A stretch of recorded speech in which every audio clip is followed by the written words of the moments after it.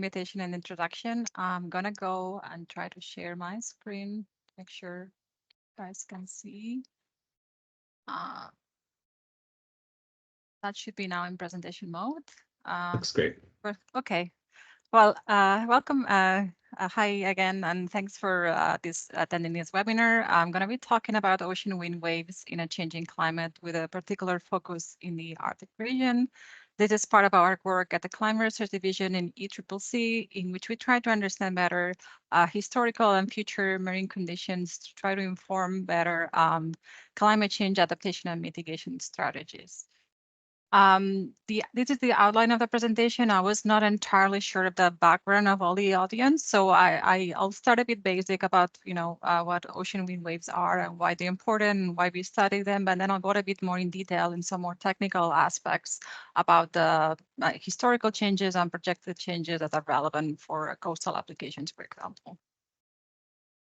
So when we talk about ocean wind waves, and I'll just say waves from now on, we talk about a particular type of waves that occur in the ocean, typically with wave periods under 20 seconds. We do not account for other type of waves like tsunamis or tides. So this is a particular type of oscillations that are caused by surface winds, in which we typically have two main type of wave patterns. We have windy states and we have swell waves. So basically we have a storm that is driving wind waves due to wind stress and causes like a chaotic wind field with many frequencies and directions.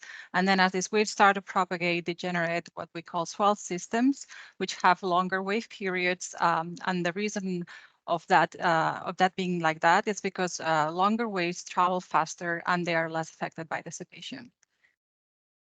The waveguide description is non-trivial due to this combination of major frequencies and directions. So ideally, we would want to use wave spectrums that can be 2D or 3D if we account for just wave frequencies or also like wave direction. But this requires a lot of storage, especially when we look into climate applications. So typically, many of studies just use spectrum-derived parameters such as significant wave height, wave period, mean wave period, peak wave period, mean wave direction. Also, these parameters are widely used by many applications such as coastal engineering. So that's why it also has a lot of interest to look how these parameters might change into the future. Why this is relevant, many of you probably already know, but it has many implications from a coastal perspective, from flooding, erosion, infrastructure damage. Also offshore, it can lead to infrastructure damage offshore. It's important for navigation. It's also a source of wave energy development.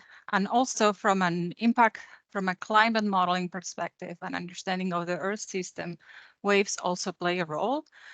It is true that this role is not properly accounted yet in many of the climate models to date, but there is evidence and ongoing studies that are showing that waves have contribute to some feedback processes with the atmosphere, with sea ice and surface currents that can be relevant from a climate perspective. So here I'll just mention a bit and what's important talking about the changing climate. I think there is enough evidence to date that we can say that climate change is already a fact, that we have still a lot of uncertainties in terms of how these changes will play into the future, with different emission scenarios, but there is enough evidence suggesting that the climate has changed, is changing, and it will continue to change. So here I'll just mention what really matters in terms of wave climate. So we know that this differential heating of the Earth's surface drives winds across the globe, and winds is the main driver for waves. So with climate change, we see there is an heterogeneous warming, which causes changes in these surface wind patterns, which in turn this is translated to the wave climate as well. Also, as we have warming, we have more evaporation, and the increasing water vapor into the atmosphere can also be a fuel to lead to more powerful storms in some areas in the future. In the Arctic region, we have an additional process or many processes going on, which lead to the Arctic amplification.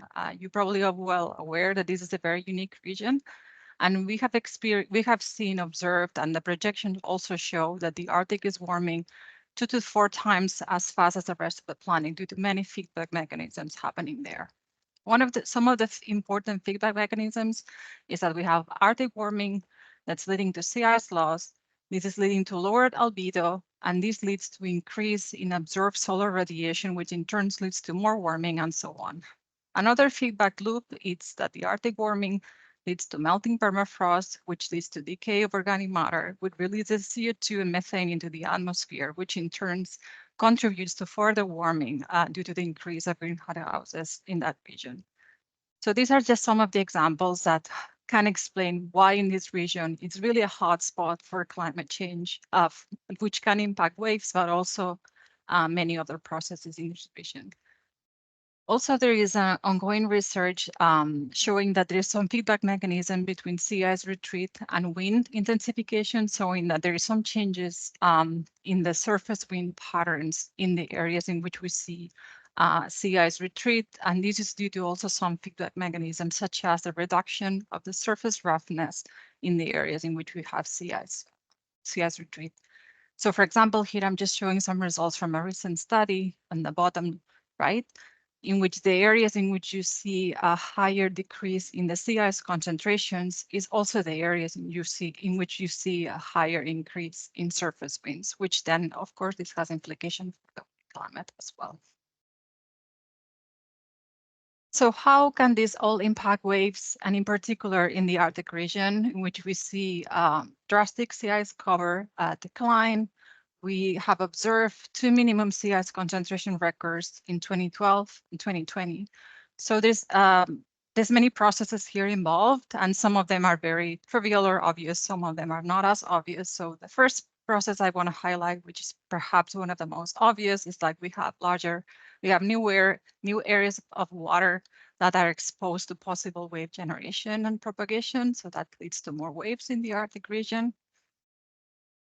We have a widening of the existing water areas, which leads to larger fetches, which contributes as well to wave growth. So for those who are more familiar with wave generation, we know that in enclosed domains, we have fetch limited conditions, which is the distance over which the wind blows to generate waves. So we have larger areas, and this can reduce that limitation caused by fetch. We also have larger water surface, which leads to an increased probability of the strong winds to occur over those surface. So basically, just from a probabilistic point of view, if we have a storm track and we have a larger water area, we'll have higher chance that it goes through that area and not over, for example, a sea ice covered area that could be more in the historical conditions.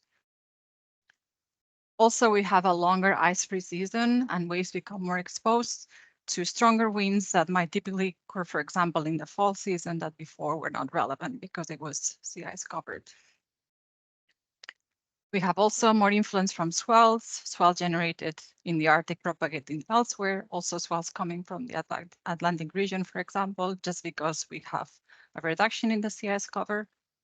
And as I mentioned before, we have this wind-ice feedback process in which we see in some regions wind intensification due to sea ice retreat, besides other processes that could be also affecting winds.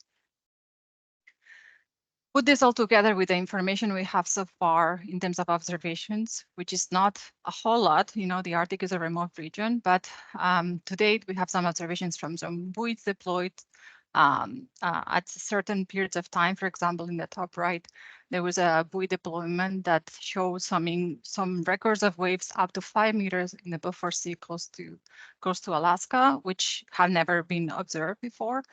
Then if looking into some hindcast products, which combine simulations with observations and satellite data, for example, the figures in the bottom, is showing really notable increases in significant wave height in many areas in the Arctic.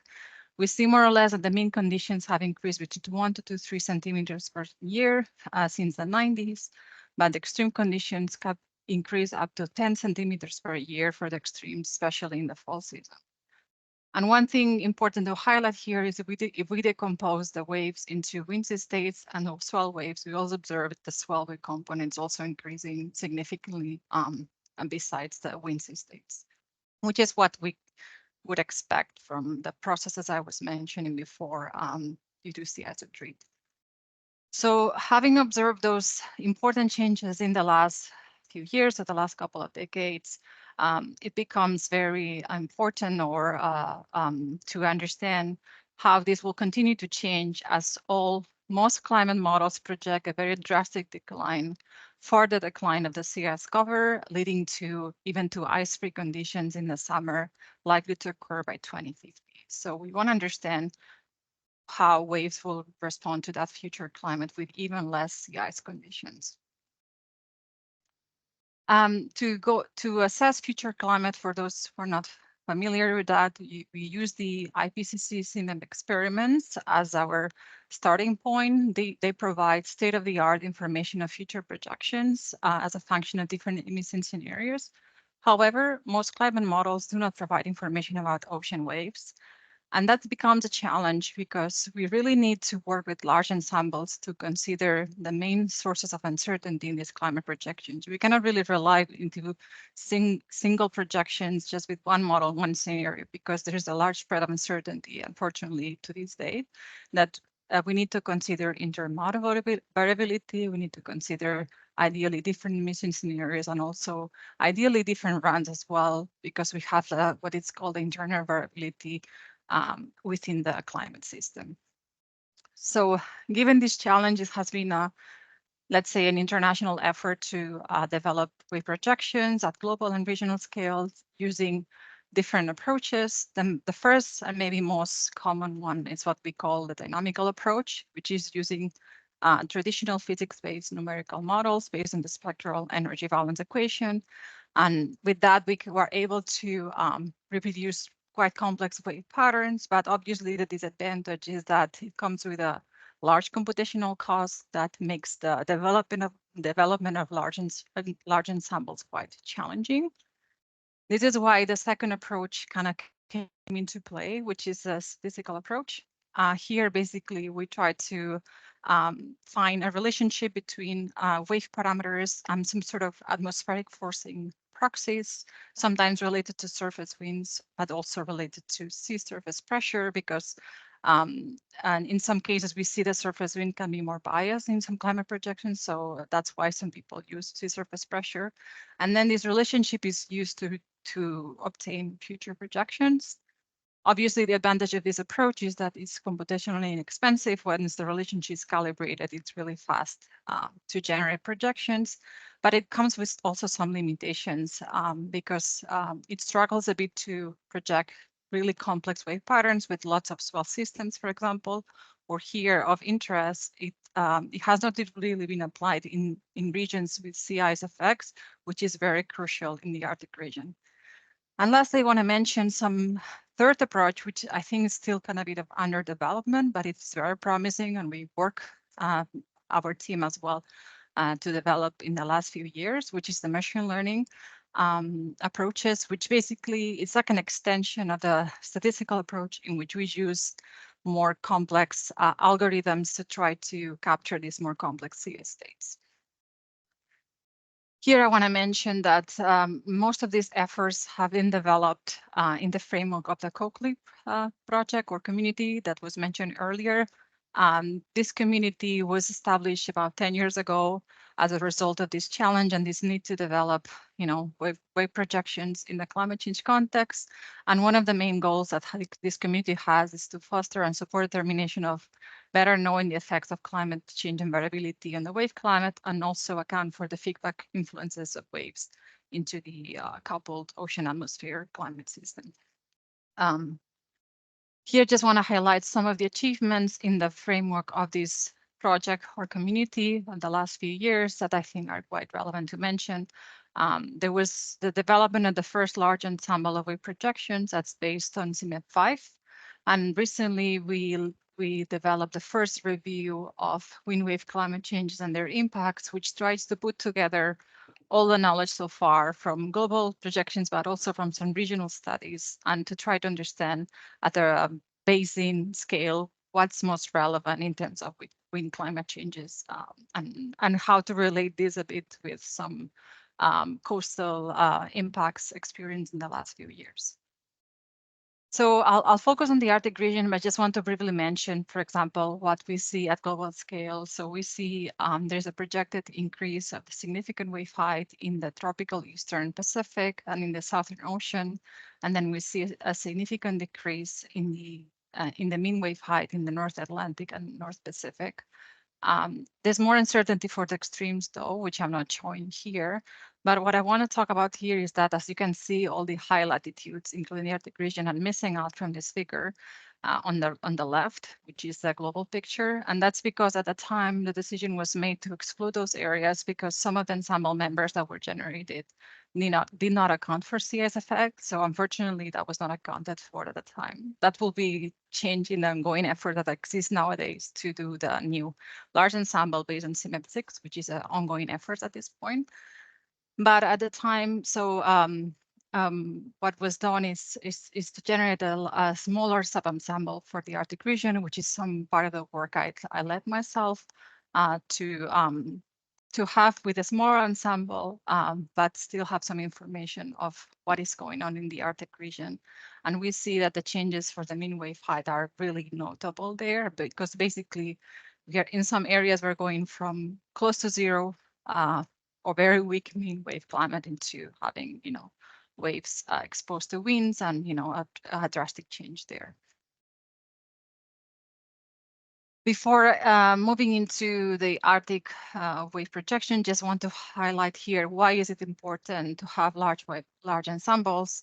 And this is a result that was obtained from this CoClip paper, in which we look into the uncertainty in projected changes for different factors. So as you can see, climate models have a large contribution of the fraction of the total uncertainty to the projections, which maybe it's something that you would not expect without looking into it. Maybe you would expect emission scenario is the most important factor, which that would be ideal, right? But in practice, in some areas, the intermodal variability is really important. So that it's to emphasize that we really need to consider different ensemble members to come up with some sort of robust assessment of the changes of the particular region.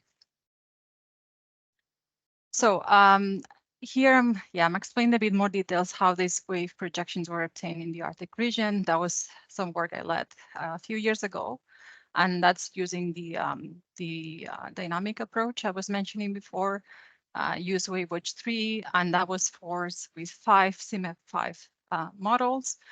It is true it's a rather small ensemble, but to counteract this limitation, we picked 5 models that were kind of far spread into the uncertainty. So they were covering different ranges of uncertainty within the whole ensemble. So trying to cover as much of the uncertainty as we can.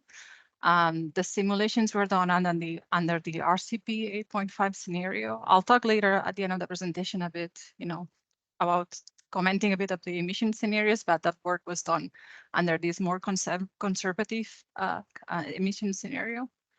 And the projections are using free hourly surface winds, daily sea ice concentration. The methodology that is used, we use partial blocking, between 25 and 75 percentage of sea ice concentration, meaning that there is no blocking under 25%. There is partial blocking between these two percentage, and then there's total blocking or no wave generation when we are above 75%. We calculated and stored different different spectrum-derived parameters, such as significant wave height, and that's what I'm going to be showing in the next few slides.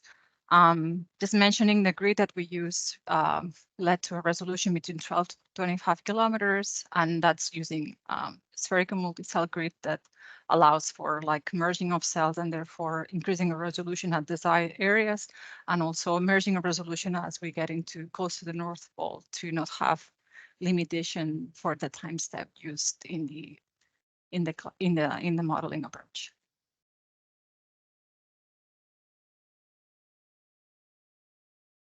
So these are the results for the significant wave height. Here I'm showing the annual maximum for the Arctic region, for the historical and the future periods.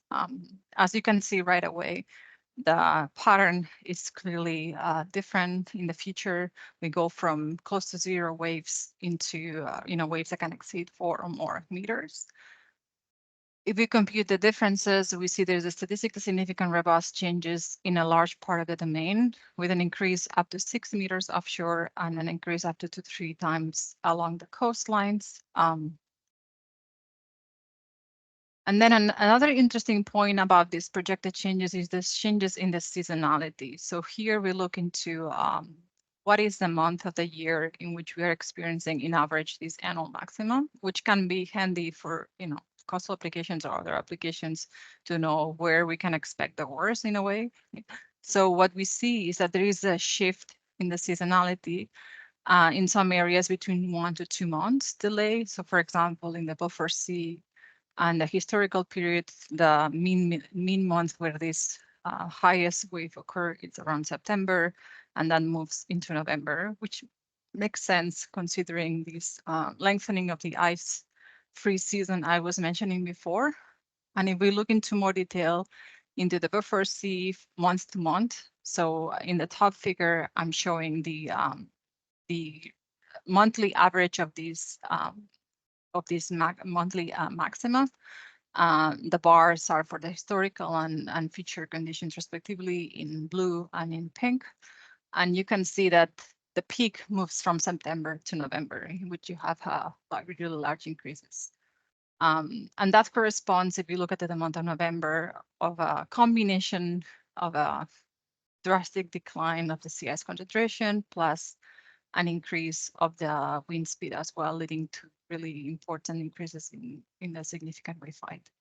In general, we repeat this analysis for all the months. We see that above the latitude 70 north degrees, we have a large spread increase in waves from July to November. For the rest of the months, we also have areas of statistically significant increase, but are more at southern locations. If you look into the wave period, the annual maximum wave period, which might be more representative of swell conditions because we're looking into the longer waves, we also see a very pronounced increase into the future. And what's interesting is that we compare with the future significant wave height patterns, we see that there's a kind of higher penetration of waves going into the inner Arctic. And that's because longer waves are more able to penetrate into the partially sea ice covered areas as compared to high waves. And that's something that can be important for some applications as well. And looking into the changes, we see increases up to 16 seconds offshore, increases as well up to 2 to 3 times along some coastlines. Another interesting aspect that we briefly look into, it was the changes in the wave direction. Wave direction changes are also very relevant for coastal and other applications, as you probably well known, for long-term sediment transfer and other processes. So here I'm showing in blue would be the mean wave direction associated to the annual maxima, and in pink is the same for the future period. And here we see some important patterns. For example, in the inner Arctic, we see that the errors are showing these clockwise rotation, which can be related to the buffer high pattern that we know exists. Here is an atmospheric pattern.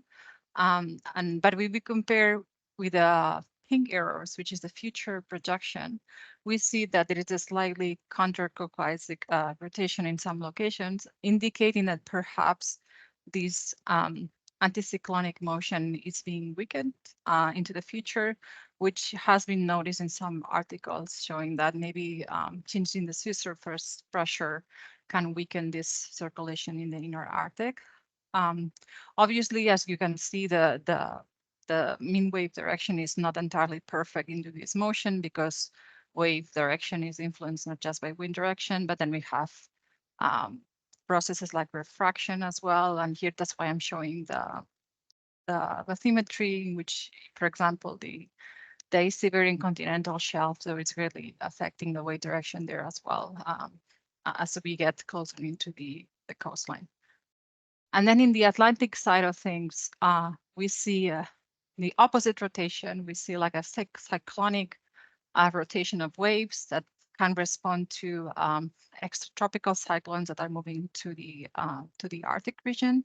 And if we compare between historical and future, what it suggests is that we have a farther intrusion upper north of those cyclone influence from the Atlantic with the sea ice retreat.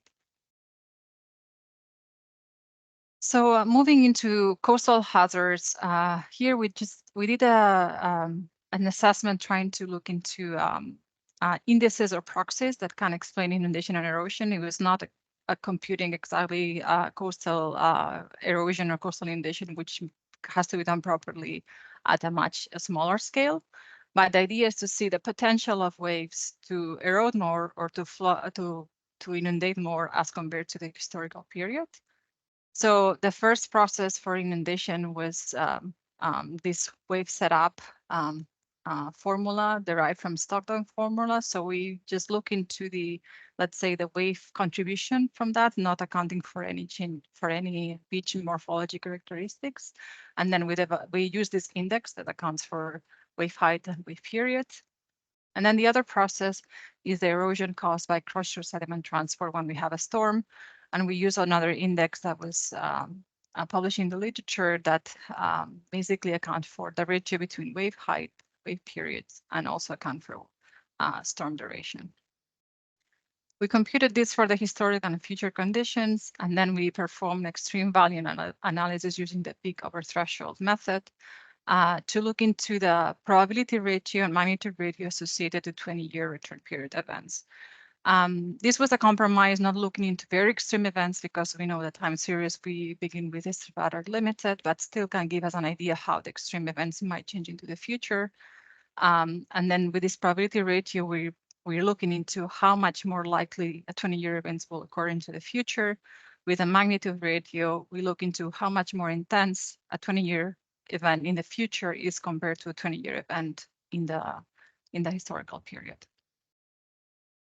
So these are the results. We computed these for all the wave grid points closest to the coastal segments as included in the Arctic Coastal Dynamics database, and also only including the segments that are defined as beach. And then for interest, we also plot all the coastal settlements from the Pan-Arctic Settlement Database that accounts for settlements with more than 500 inhabitants. And as you can see, we obtain in most of the coastal segments a large increase or in the probability ratio. And seeing that the 20-year event, for example, in the Beaufort coastlines, is projected to occur every 2 to 5 years in the future.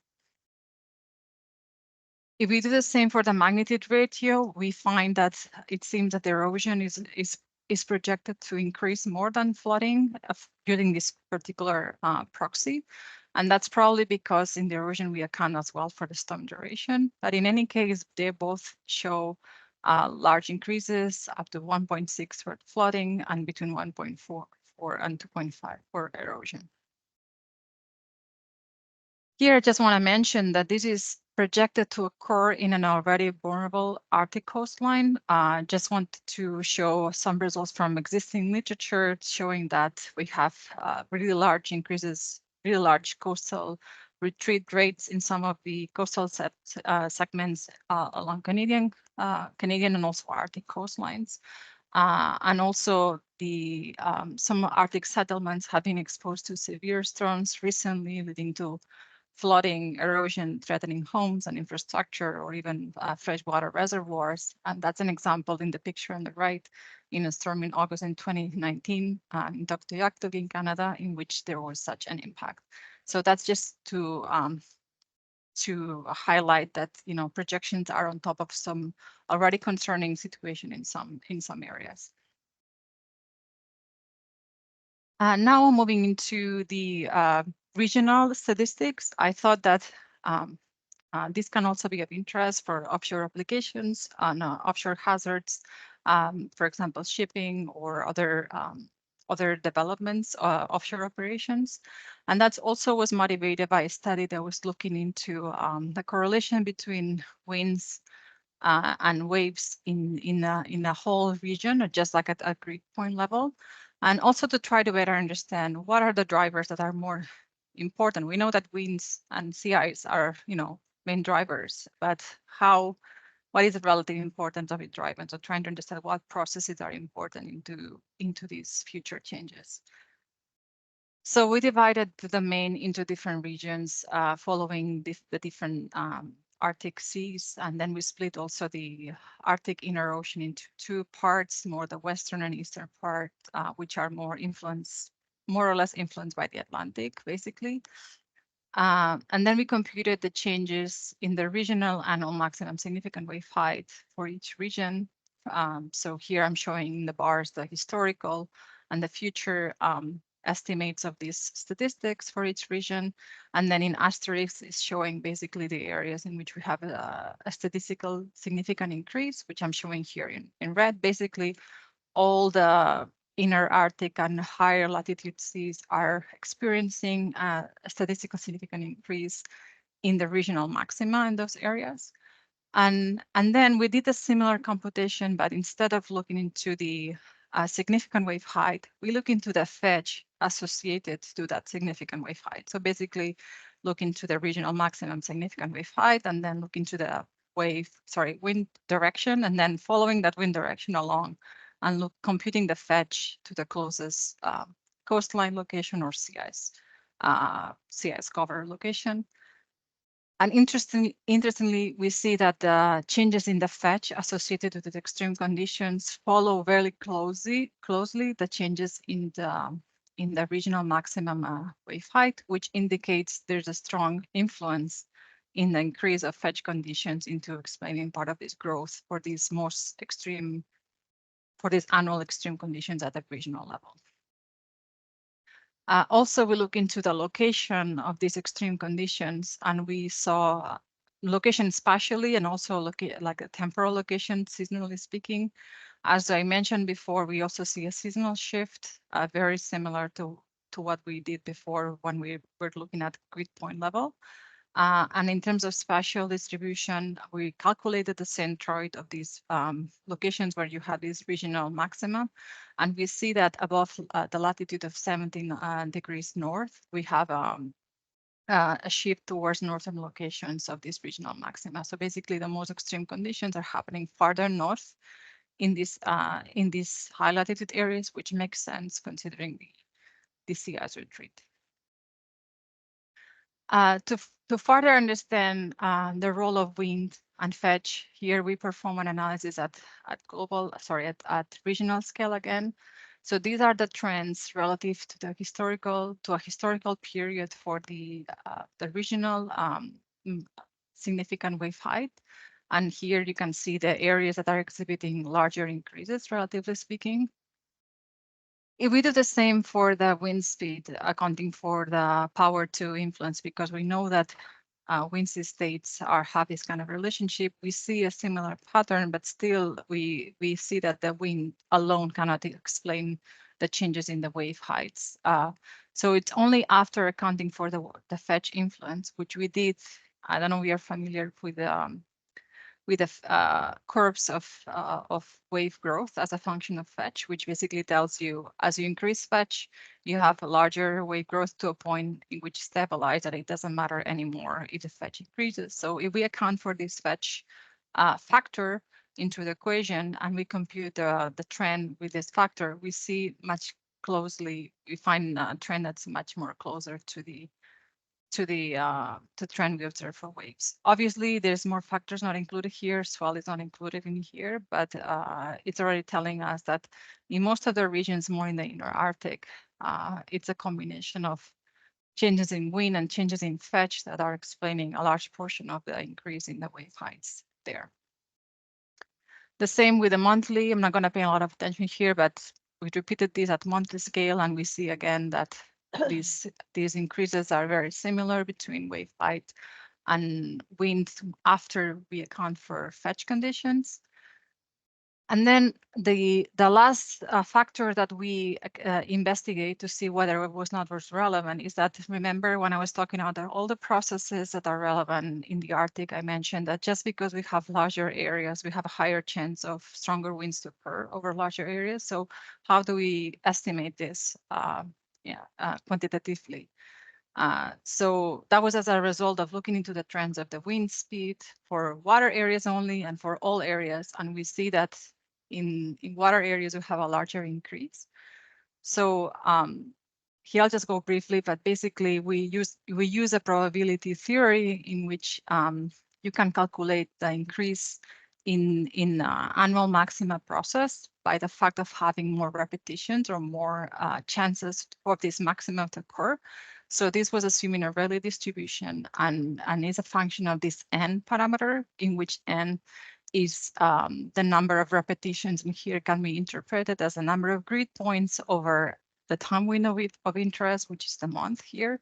So we see that if we compute this factor, we can explain the increase of the wind speed over the water areas as compared to the increase of the wind speed of the total area. So basically, the conclusion of this analysis is that, yes, just probability by probability speaking, we see that part of the influence is just because we have a larger area over a larger period where winds can occur, where strong winds can occur and develop into higher wave heights.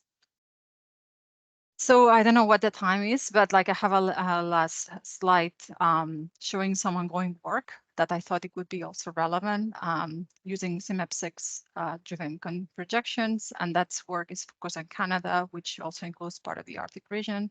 And that's work in progress. These results are using the Canadian model as a forcing conditions. And here we look into 3 regions, the Pacific, Atlantic, and the Arctic region. We expanded to 2 emission scenarios, the SSP 5A5, which would be very similar to the RCP 8.5 I was presenting before. And then we also consider a more less conservative scenario, which is the SSP 245, more as a medium kind of scenario. Here you can see in the right some publications recently in the context of the IPCC, which are telling that the RCP 8.5, or which is very similar to the SSP 5A5, it's considered to be more unlikely given the current rates that we're experiencing lately of the emissions. However, I find that for some applications, it might still be interesting to look into kind of a worst case condition, right? To know what's some of the worst we can expect. But definitely we shouldn't call it maybe like business as usual scenario because it's becoming less likely. And then the other projection, the other emission we are considering here is, as I said, is SSP 245. We did this for 2 projections, so for 2 time periods, not just the end of the century, but also mid-century, and see how the regional maximum wave height and mean wave periods in these 2 figures are changing in these regions. And we see there's a statistically significant increase in the Atlantic and the Arctic region, as we expected. But one of the interesting results we've seen so far, which we are still investigating, is that it's true that in most cases, the farther into the future, the most conservative emission scenario that you consider, the most change you will find in these expected projections. But in some areas, it's not always necessarily the case. And that's what we see in the West Atlantic, for example, in which we see larger changes by the mid-century for a lower emission scenario. And that's because in some areas we have competing driving factors. And for example, we can experience a decrease in the wind speed, but also a sea ice retreat. So depending on what factor is more relevant, we can see larger increases or lower increases or even decreases, and that can change depending on the emission scenario that we are considering. So just to highlight that might be the case in some cases, and therefore highlighting that it's useful to consider different emission scenarios to see these subtleties in these wave projections. So to conclude, we've seen that climate change has already impacted ocean wave climate and will continue to do so in the coming years. The Arctic region is a hotspot for global warming due to the Arctic amplification. And we see that the waves there are impacted by surface winds and sea ice retreat. The projections that were presented for wave height, wave period, and also wave direction are showing large increases in most of the Arctic region, which can lead to projected increase in flooding and erosion hazards and risks in many areas. And this can impact already vulnerable Arctic coastlines. I have to say, though, that these estimates come with some uncertainty given the small sample size, but considering that most climate models project very intense sea ice decline, we can conclude that the positive signal of these projections is robust. It's just a question of estimating the exact amount. And then ongoing research focused on Canada shows that the largest changes are not necessarily associated with the most conservative emission scenarios due to competing driving factors.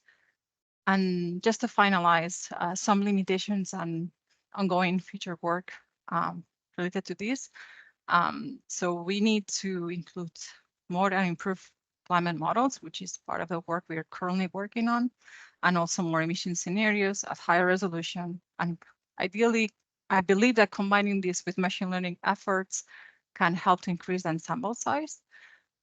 Here, I want to mention that part of this work we're developing at the moment is in the framework of the Canada's National Adaptation Strategy that was launched, I believe, it's like last year. So that's like a lot of effort we're putting into different government departments to develop more Canada-focused projections and improve those projections given the current understanding of climate change at national and international scale.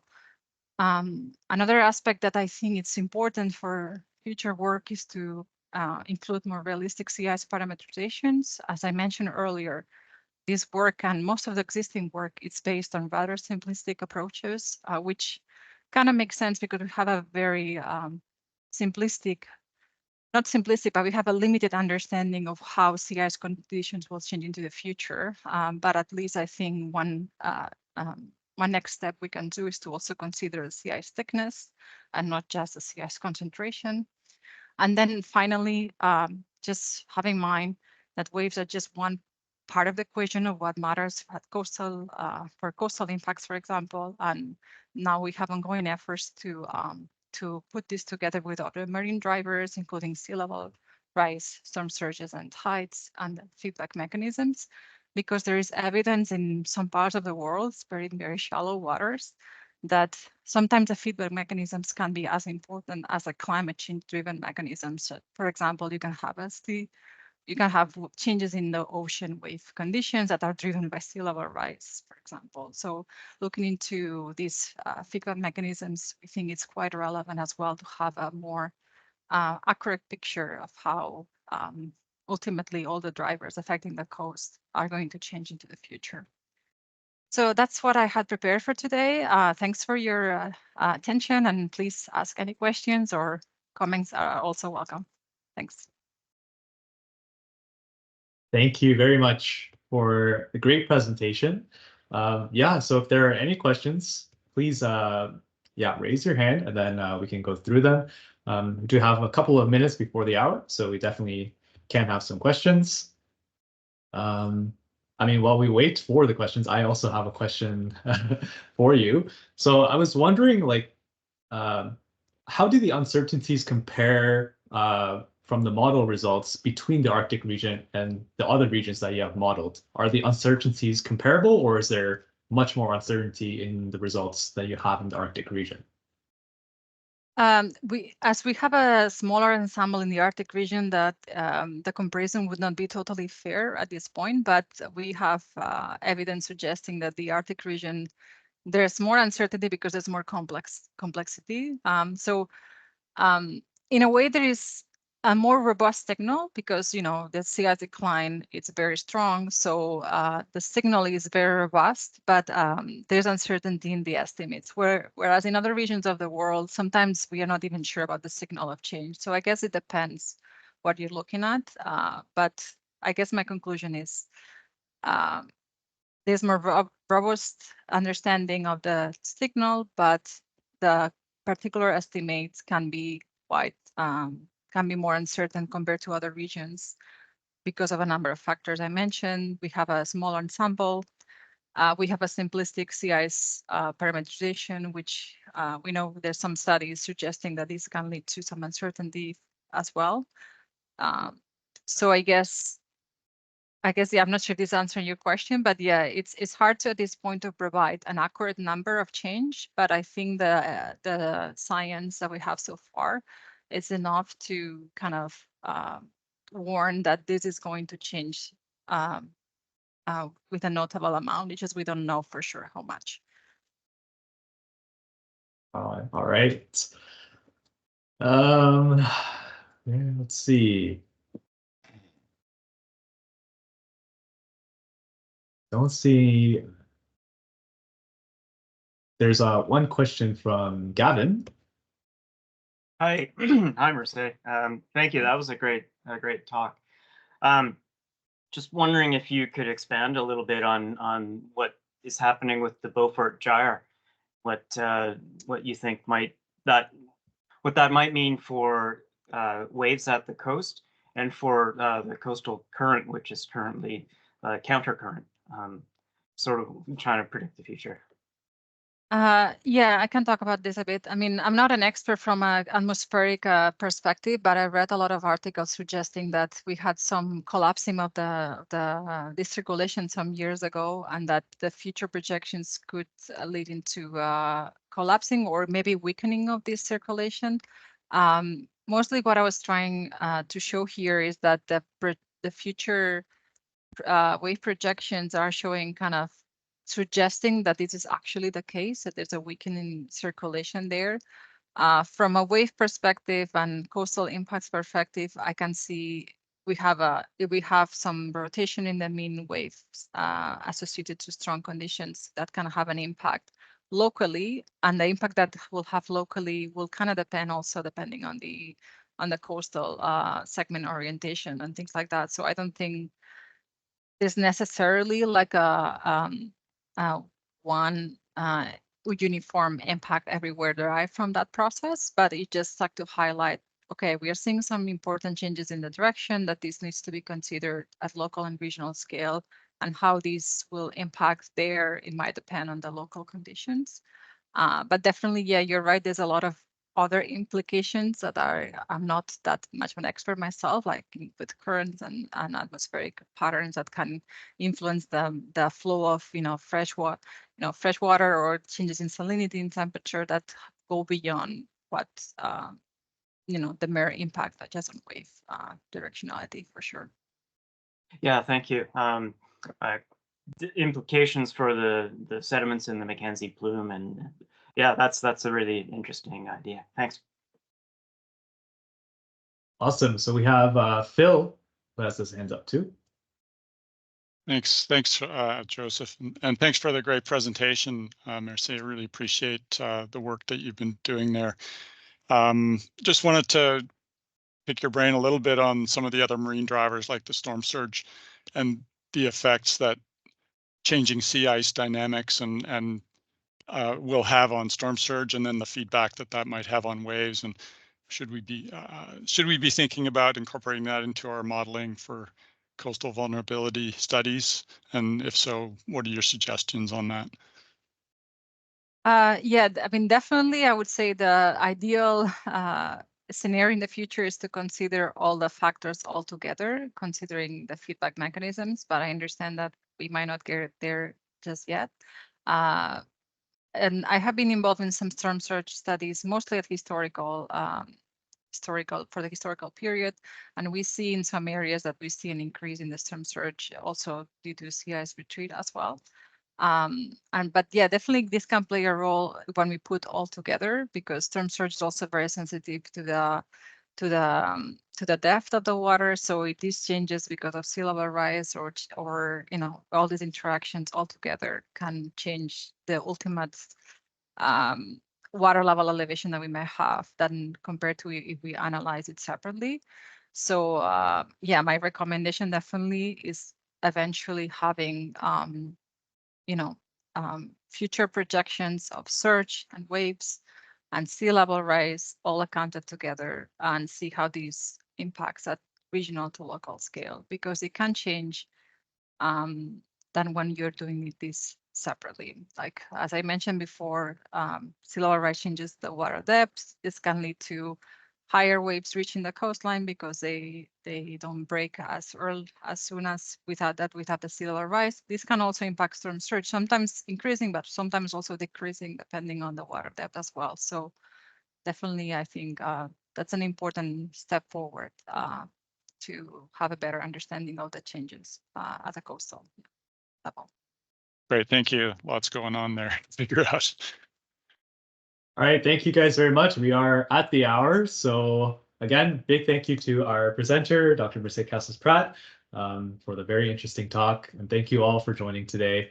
Yeah, so hope you have all a great remainder of your day. And thank you again for joining. See you next time. Thanks. Bye. Thank you all.